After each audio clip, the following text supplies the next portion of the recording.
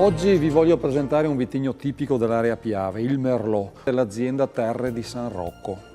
Limpido, dal colore rosso rubino con lievissimi tenori granati. Del resto ha una sua piacevole consistenza, media consistenza per quanto riguarda il territorio. Un naso ricco, un naso giovane, un naso speziato, un naso che deriva dal fatto che abbia maturato in piccole botti di rovere, la barrique.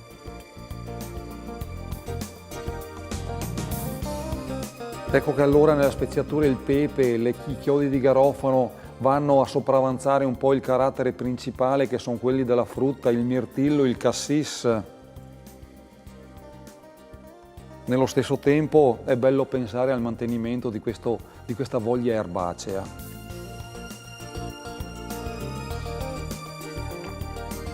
Gusto secco, gusto caldo, sapido nel suo carattere. Di medio carattere per quanto riguarda la sua sensazione pseudocalorica. Un retrogusto che è ancora giovane, voglio dire porta di più lo speziato.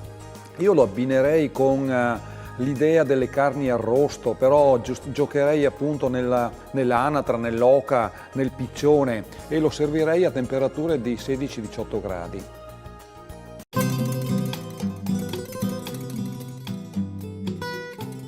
Cari amici, il vino di oggi è uno Chardonnay del Piave DOC, denominazione di origine controllata. Chardonnay, un vitigno internazionale che troviamo perciò in tutto il mondo, ma che nella provincia di Treviso assume un'importanza enologica veramente importante.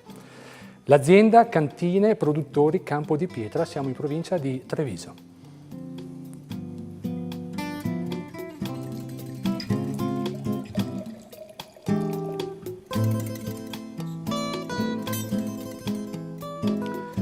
Il colore, certamente un colore tipico di questo vitigno, un bel giallo paglierino luminoso. Proviamolo al naso. Aromi delicati, certamente di frutta matura come la pera matura, la mela matura, ma alcuni profumi esotici. Ecco che quindi si propone l'ananas matura e un po' di mineralità nel finale. Proviamolo in bocca.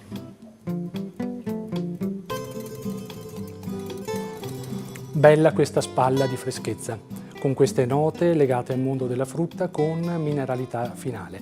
Sapidità, freschezza, ma anche morbidezza. Certo, un vino ambizioso, importante, bello. Servire fresco in abbinamento con dei gnocchi, burro e saglia. Buon appetito!